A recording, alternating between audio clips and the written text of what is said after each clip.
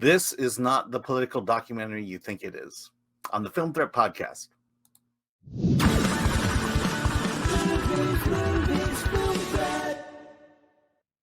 I'm Alan Ng. I'm the editor-in-chief at Film Threat, and today we have a special podcast for you. We have Raoul Martinez and Yanis Farouvakis, the subject of the documentary In the Eye of the Storm, the political odyssey of Yanis Farouvakis. But before we join that interview, I want to take a moment to encourage you to support Film Threat as we support independent films. The best way to do that is to like, subscribe, smash away. You can also support us by visiting the Film Threat gift shop. Buy your Film Threat merch. We got shirts, mugs, glasses, everything. You can go to shop.filmthreat.com and do that. We are celebrating independent film. You can join us May 21st at the Frida Cinema in Santa Ana, California. We're going to have a big party. We're going to give out awards. We're going to talk about the best of truly independent films, not the big budget independent films, but those of you who are struggling to get your stories out there. We want to celebrate you, and you can do that at the Frida Cinema. It's a fundraiser for them. It's a way to uplift independent filmmakers like yourself, and it's going to be a lot of fun. Join me and Chris Gore as we do that. Hey, let's get to our interview, though. We have filmmaker Raoul Martinez and subject Yanis Farouvakis. In Raoul's documentary, In the Eye of the Storm, the political odyssey of Yanis Farouvakis. We know politics is broken. And this is a documentary that just kind of lays it all out there and lets you know what is the problem. Yanis was the finance minister in Greece. He was one of the few who was instrumental in negotiating a debt restructuring deal for the Greek government after that went bankrupt. And with the overwhelming support of the people, the Greek leadership failed. They caved in, and Yanis, seeing that they were going down the wrong path, that they were not going to stand up against its creditors and say, hey, we need to restructure our debt. Yanis wound up resigning his position to much disgrace. But then we hear his story of the rebirth of the accidental politician and his efforts to create a third-party system within the Greek government. It's a very fascinating story, and we talk a lot about the problems with politics, the problem with economics, and his journey to make a difference. So let's join that interview now.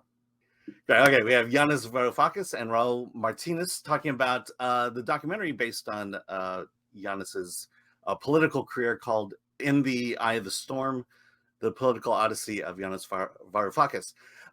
So let me give you a little backup. A couple days ago, I was requested to interview you, and basically I was told, we have this interview opportunity. It's with a politician. It's a documentary about him. I'm going, great, a politician. And usually they go, we think you're the best person, which means I'm the last one on the list to want to interview you. And I will say I'm pleasantly surprised after watching In the Eye of the Storm. Sorry, I just need to verify that. Yeah, In the Eye of the Storm. You represent a lot of things that I find frustrating about politics. And while going through it, I think you're easy to identify in terms of your political stance, but you're not, in the sense of you go after everybody. You go after, I think a lot of this centers around the housing crisis of 2008, and you are specifically involved with the Greek debt crisis, particularly in 2015. But you're very critical of our leaders, Barack Obama, and certainly you're no fan of Donald Trump either. And so you, in a way, you kind of piss off both sides, but at the same time, I find myself agreeing with at least half of what you're saying. So let me just set the stage for you, and maybe Yanis, you could talk a little bit about who you are for those who are not familiar. But I think the pivotal point in your career is the Greek debt crisis. You were the finance minister of Greece in 2015. You were pushing for restructuring Greece's debt to its debtors and to get Greece out of the financial hole that they were in. And I think you were popular, but at the same time, not everyone, at least the political powers, were not great with your plan. So can you talk about it? The moment is there was a referendum that went your way, and then you wound up resigning. Can you just kind of briefly tell us that story so that we can understand who you are and where you're coming from? Well, the only reason why we're having this conversation is because my country, Greece, went bankrupt in 2010. And that bankruptcy of a small country that should be in a healthy global political economy, a country like Greece should be insignificant. It should not make headlines for years and years. The fact that it did says something about the global capitalist system, not about Greece, right? So the only reason why my story has any significance is because Greece was the canary in the mine. It was a litmus test for the global capitalist system. In the same way that in the United States, you had the subprime mortgages that blew up. I mean, again, why should the subprime mortgage market of the United States blow up the whole of capitalism? It means that there was something wrong with capitalism, global capitalism, American capitalism, European capitalism. So there was, this very special moment in history. Our generation's 1929 happened in 2008, 2009, the United States, in Europe. And, little Greece went bankrupt. And Wall Street, the City of London, global finance depended on covering it up. And the only way you could cover up a huge bankruptcy, at least huge by the standards of Greece, is by pretending that it didn't happen. And how do you pretend that the bankruptcy didn't happen? By throwing more loans to the bankrupt entity. So Greece was the most bankrupt European country, and it was forced to take huge loans, pretending that it was repaying its debts. So it's a bit like, you go bankrupt, you can't repay your mortgage, and the bank forces you to take out a credit card in order to pretend that you're drawing money from the credit card, huge interest rates, in order to pretend you're repaying your mortgage. This is simply a cover-up. The tragedy of Greece was that the people of Greece were forced to take this credit card from the international financial community on conditions of the harshest austerity in the history of the world that were crushing a proud small nation. And that proud small nation at some point said, no more credit cards. And elected somebody and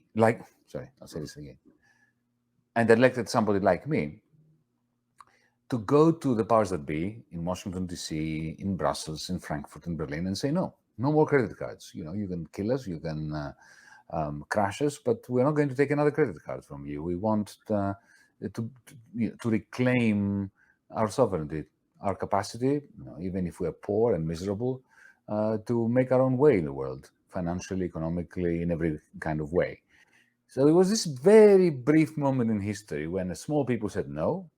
They empowered us against the local oligarchy in Greece that didn't want the Greek people to say no, the European oligarchy that didn't want the Greek people to say no, the American oligarchy, the global oligarchy who said, no, you can't have small people deciding their own future. So for that, tiny window in the history of the post-2008 world,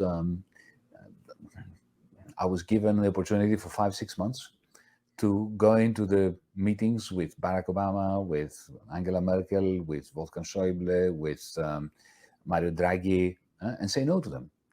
And that really pissed them off. They could not fathom that the small people had that audacity.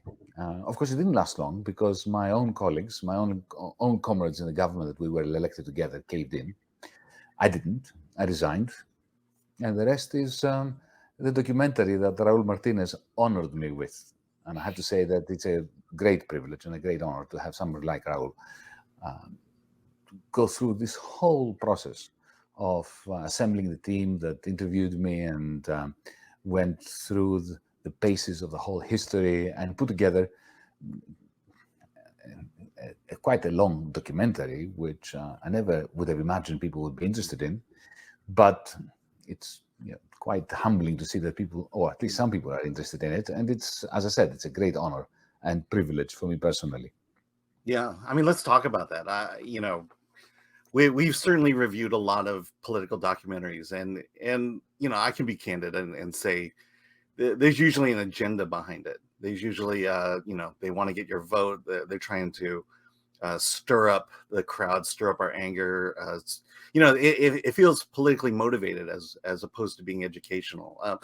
Raul, can you talk about what was it about Yanis's story and that made you want to make a documentary? This is a 4-part documentary, if I'm not correct, or 6-part documentary. 6-part. And it runs just a little over 4 hours. What was going on in your head saying, I need to tell Yanis's story? Well, for quite a few years, I'd had this vague notion that I wanted to do a documentary on capitalism and the insidious role of mainstream economics in justifying it and in justifying the huge inequalities of wealth and power in our world. It angered me at some level that economics was presented as a science, and in doing so, kind of a large proportion of the population in democratic nations were marginalized because the key decisions were presented as technical decisions under kind of the umbrella of economics, to be left to the experts. And I saw how this was used again and again to justify the unjustifiable. And there's an enormous amount of economic illiteracy in our society. And I think by design, that's the case. And I wanted to do something that would popularize critiques of these ideologies, of these ideas. But I didn't know what, and I didn't know in what form. I didn't know, how best to do it. And in 2015, I think I first became aware of Yanis, and I began to read some of his books. And of course, for years before 2015, Yanis was a leading economist, a leading academic, writing, fantastic works. But here was this fantastic moment where an academic kind of was put in a position where he had to kind of put his money where his mouth was. He had to actually go on the front line and fight for the ideas that he'd been writing about. That doesn't happen very often. And so I found his story right from the start intriguing. And I think it was a few years after that, I was invited to a small event that Yanis was speaking at with another economist. And I was just absolutely blown away by Yanis's, his journey, his experiences, what he'd gone through, but also his capacity to simplify very complex ideas, to communicate ideas in a way which seemed relevant to people who would never pick up a book on economics. They would have no interest in discussing capitalism. And he has a real gift for that. And I thought, hang on, this might be the way to tell the story, to explore the themes that I want to explore. And the more I kind of looked into Yanis' story and familiarized myself with his journey, the more impressed I was. He was someone who was incredibly courageous, incredibly charismatic, was able to, knew kind of the critiques of capitalism and mainstream economics inside out. He taught this stuff for years. And it's just rare to find this collection of qualities and this particular journey in one individual. Having gone through the process, I can't imagine doing this series on anyone else. It had to be Yanis. And I started out thinking I was going to do a feature, maybe a 90-minute feature documentary. And the only reason that the project expanded in length was because there's so much rich material there on multiple levels. There's a personal story, there's the political journey, and then there's kind of the intellectual depth, because Greece's experience and Yanis's experience is really a microcosm of problems and crises which are unfolding across the globe. And that's really where the series goes. It starts with Greece. It starts with Yanis's 2015 experience, but we end up talking about the rise of fascism globally, the climate crisis, the attack on democracy everywhere. And yeah, that for me was what attracted me. That in one journey, in one individual, there was just so much going on, which, yeah, very rare to find. Yeah. I mean, I think at the end of the documentary, I see Yanis, you as a very different politician, I think most politicians would love the opportunity to have a documentary about them. But he struck me as a little more humble than that. What were your reactions to Raoul coming to you and saying, "Hey, I want to tell your story"? Incredulity to begin with, that somebody like Raoul would want to spend all this amount of energy and time.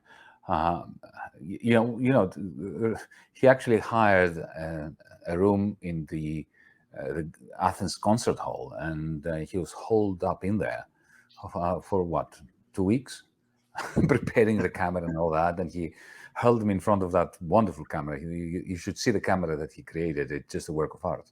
It's not a run-of-the-mill camera. And I was there for hours every day, just speaking, responding to questions, or asked to just talk about some political event or some economic theory, and then he put it all together. But allow me to say that, look, let me put it in a way that you are too polite to do so yourself. I'm not a real politician.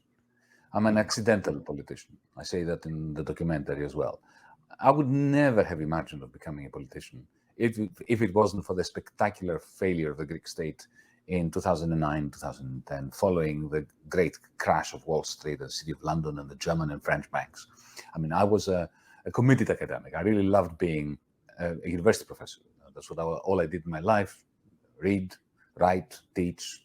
And I never wanted or planned to do anything different to that.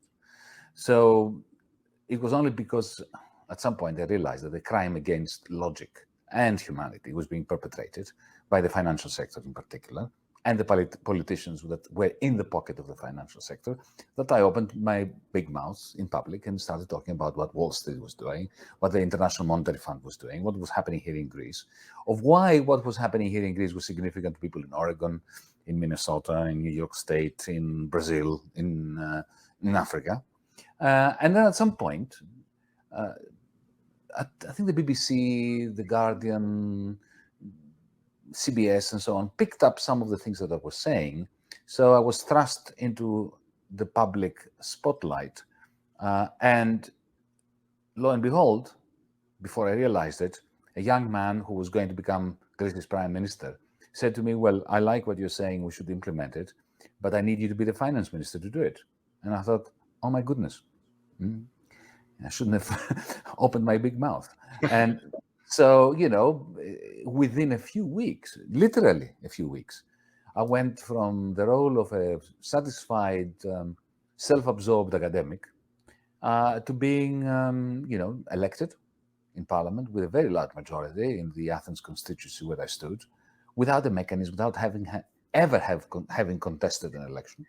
And, within days, I was in Frankfurt in the European Central Bank. I was in Washington, D.C., talking to Obama and Jack Lew, and saying no to them on behalf of the people who elected me. So, as I said, it was a complete historical accident that turned me into a politician. So if I don't sound like a politician, it's because I'm not. Yeah, that's the problem is, by labeling you a politician, we just gave you a derogatory term, so to speak. And and I think why you are so important and why this documentary is so important is because we live in a divided, I'll say I live in a divided nation, but I believe it expands much beyond our borders and definitely into the EU and the rest of the world. I mean, can you talk about it? You were there for 6 months. You got to see how the sausage was made. Why are we so divided, and are we able to? Is this something that can be changed? Can this course be corrected? Oh, everything can change. The one dictum that I live by is that everything could be different. There's nothing more debilitating and soul-crushing than the idea that we live in the best of all possible worlds. Pangloss, the character in Voltaire's Candide. No, everything could be different. Now, it's not easy to change it. And it's not just a question of doing things slightly differently, of electing, instead of Joe Biden, electing, Kamala Harris, or instead of, Alexis Tsipras here in Greece, electing me personally within an establishment party. You need what Bernie Sanders would have referred to as a political revolution. But a political revolution is both necessary and doable. We've had many political revolutions. This is why, the world, humanity has moved on, because we've had political revolutions. Some of them were terrible and awful, but there have been some good ones, like, for instance, the anti-slavery movement that ended slavery. Think about it. It was an absurd idea that we shouldn't have slaves. There was never a society without slavery. And then some people had the idea of carrying out a political revolution by which to ban slavery. It was crazy, and it worked. So yes, it can work. But as you say, if you are simply transported into the corridors of power, the citadels of decision making, and you see how the sausage is made, you really do not want to touch that sausage. There's no doubt about that. Yeah. Rose, that can you comment about that in terms of how you wanted to capture that in the documentary? Yeah, well, look, I think anyone who's paying attention to what's happening in the world realizes we're at a key moment in human history, perhaps the most fateful moment in the entirety of human history. So what we do now really, really matters. Mm-hmm. And the fact that, in mainstream culture, there's still a taboo about questioning the dominant paradigm of capitalism shows how much work needs to be done and how far off, we are from, I just think, some form of sanity collectively, because we're on the edge of destroying ourselves as a civilization. That's not a political view, that's coming from the scientific community. And so now is really the time to begin critiquing our dominant ideas. And I think Yanis is an incredible intellectual and political figure to start that process of trying to understand where we've gone wrong, what's wrong with our democratic and economic systems, how do we improve them? It takes some imagination, some creativity, some courage to not simply critique, but to actually, first of all, propose alternatives, but not just theoretically, not just write them down in some manifesto, but to get out there, to create a movement, which Yanis has done across Europe, not just in Greece. He founded a movement called DiEM25, which is pan-European, and also the Progressive International, which is global, and which Bernie Sanders co-founded with Janus. And these are incredibly inspiring movements. They give me hope. We need more Yanuses in the world. We need to, I think, in many ways, follow his example and get active. It's very easy to feel powerless in the face of the various unfolding crises and the establishment forces that exist. Mm-hmm. But I think the only way to end that feeling is to get active, is to get involved, to join with others who share the hope and the vision of a saner, more equal, more sustainable future. So my hope for the series is to introduce people really to Yanis as an individual, but really the ideas that he represents, and which he, as well as anyone I know, is able to kind of articulate. So yeah, my hope is that people will come away from the series feeling inspired and feeling that there is an alternative. Because if there's not an alternative, we're screwed. I mean, we're screwed as a civilization and we're screwed as a species. So we have to really begin this conversation across every outlet. And no one person has all the answers, so we need to get involved. But we do need to start, accepting that fundamental change needs to take place. Yeah, I mean, you talk about conversation, and maybe Yanis, you could talk about this. In 2000, I think that's when I, in my mind, said to myself, we as a people have lost the ability to debate, to have a discussion, and I think we've grown to, it's like a pendulum. We've grown to this point where we're deifying people or we're demonizing people, and that with Trump's election and then with Biden's election, it's like this pendulum that swings back and forth to extremes. And I've always felt like the answer is always somewhere in the middle there. Can you talk about that in terms of the national or the global discourse that's going on right now, and what we need to do to change that? Well, take on the one hand the Obama, Clinton, Biden school of politics, and then Trump on the other. Now, there's no doubt that they loathe one another. There's no doubt that, Obama and Clinton and Biden hate Trump, and Trump loathes them.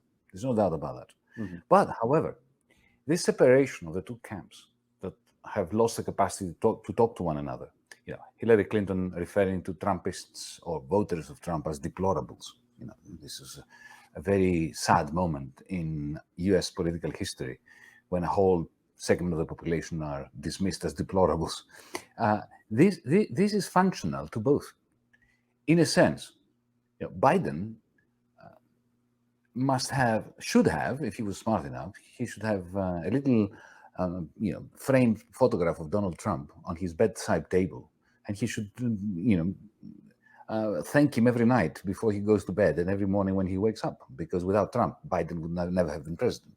Similarly, in France, Macron would never have been elected without the neo-fascist Le Pen. It was Le Pen, the fear of the neo-fascism and the racism of Le Pen, that got 60% of the French voters in the second round of the recent presidential election voting for Macron.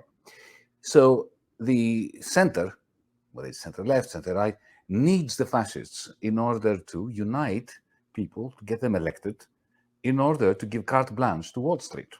Because this is what Clinton, Obama, and Biden today are doing. They're giving complete carte blanche to Wall Street and to the fossil fuel industry that is destroying the planet. At the same time, if Trump were smart, he would have a little icon, a little framed photograph of Obama, Clinton, and Biden by his bedside table, because it is their austerian policies implemented against the vast majority of Americans, the vast majority of the world, that creates the despondency, the discontent, the sadness, the anger in the base that votes for Trump.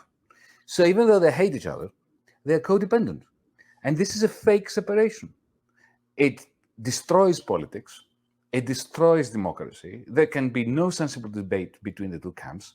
And, as a result, the people that are behind both Biden and Trump, who are the same people. Remember, when they get elected presidents, it doesn't matter whether it's Biden or Trump. It's Goldman Sachs, which is in the US Treasury. Mm-hmm. The same people are plotting the policies that, as Warren Buffett said, make his political class, his social class, win the class war.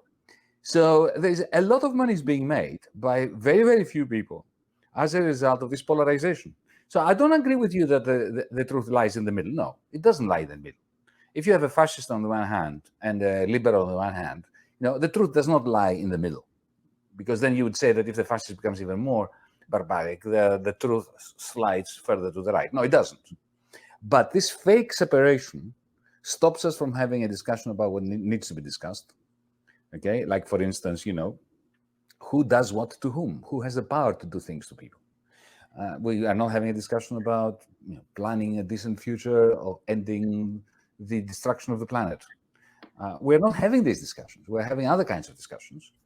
The war in Ukraine is not helping much. It's already creating another kind of false separation. Either you're with Biden or you're with Putin. Okay, I'm with neither. Yeah. I think that Putin is a war criminal, and I think that Biden is a war criminal. He voted with both hands in favor of the invasion of Iraq. Okay, he's now presiding over a very lucrative trade of armaments. The more Ukrainians are dying in the fields of war, the greater the benefit to the military-industrial complex in the United States, to the Texans who are selling LNG to Europeans. So in the end, you've got these fake clashes, fake separation, which are destructive to both sides. Mm-hmm. The West and the East, the people in the brown belt, in the blue-collar workers of the United States, and the middle classes in the United States. And why are we failing? Because our politics has failed. So we need a third force. This is why I supported Bernie Sanders' political revolution. I think that he made a mistake in 2016 not to create a third party. I've told him that. He doesn't agree. He doesn't have to agree with me, but we're still as one. We created a third party, a third force here in Greece. We were elected in parliament, a small party, but growing. because we need this third voice that ends the clash between the extreme center and the extreme right, whose clash is fake, because in the end, they are codependent. Mm-hmm. Yeah. If I may, I just want to jump in on that. I think it's one of the most important points to get across is that what people refer to as like the center ground of political opinion is a social construction. It changes over time depending on the balance of forces. If it was so easy to be reasonable by planting yourself between what the media tells you is the left and right, that'd be great. All you have to do is any debate, you just look at one side and the other and put yourself in the middle, and that's the moderate stance. Of course, that doesn't work, Using Yanis's slavery example, if you go back in history to that moment, the moderate position was pro-slavery but better conditions for slaves. The extreme position was to abolish slavery. That was the radical, outside. Only a few, nutcases would call for that, and that's basically where we are today. Yeah, I think it's the people that are going to be referred to as having extreme views are actually the most sensible, and the so-called moderate position is leading us to collapse. Yeah, I mean, I would say I don't get too political, or publicly at least, but I came to the center from the right, and I think you make, what I like about your documentary is it and I think is important is it constantly challenged my way of thinking, the way I understand politics and economics, and I think your documentary has got a huge economic point of view from there, but it was I had to be challenged, and you bring up a big point where I think one of the problems of capitalism right now is the fact that it's all about power. I always see elections as parties wanting power versus solving problems, and I think the problem is with capitalism is the massing of power. From, you talk about Goldman Sachs, we can talk about Google, we can talk about Amazon. It's we are allowing businesses, corporations to get too large, and to the point where the working class can't do anything about it. And I think that's what's upsetting people most about Elon Musk taking over Twitter, is because he's taking a lot of power at this point. Except, of course, that Twitter was never in the hands of the demos, of the people, right? Yeah. It's not that it went from the people, from the users of Twitter to Elon Musk. It went from one group, from one cabal of oligarchs to an oligarch. So, I'm not going to take sides. I'm not going to pick oligarchs. My concern is that we, the users of Twitter, and I am a user of Twitter. I love Twitter. We're not in control of this fantastic forum of debate. It belongs to an oligarchy, which so far has been completely anonymous. Now it's going to be eponymous. Yeah, I think that's I think it's going at a good course. We'll see where it goes. So we need to end. So let me ask you this. What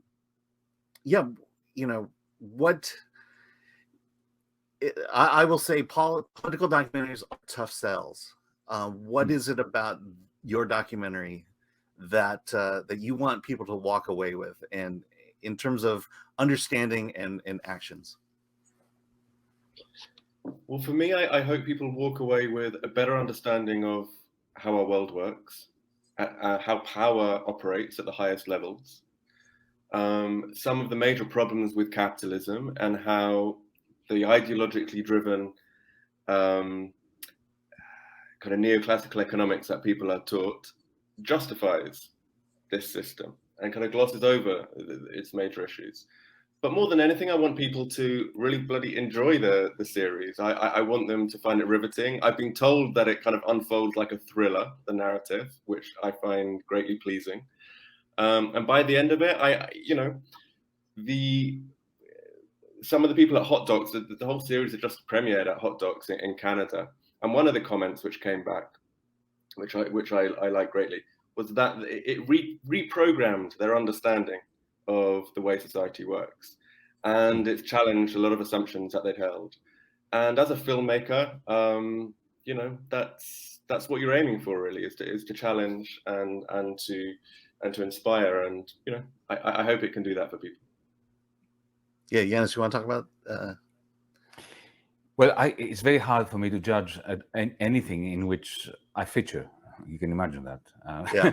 But generally speaking, any documentary, not just this documentary, will have to live or die by its capacity to tell a good story, to tell a story which is inspiring, which grabs you. Whenever I watch a documentary or a movie or a miniseries, whatever, it all depends on the first 10 minutes, if it grabs me. Is it telling me a story that reminds me of the great stories of yesteryear, from Homer's Iliad to, you know, to the Matrix? Does it grab me? And so, you know, this is what you've got to work out. Does this documentary grab you? Yeah, and I definitely say I was riveted the entire time. You know, I think you did the right thing in terms of telling Yanis' story up front and to the point of change. And yeah, I was right there. And then yeah, so mission accomplished.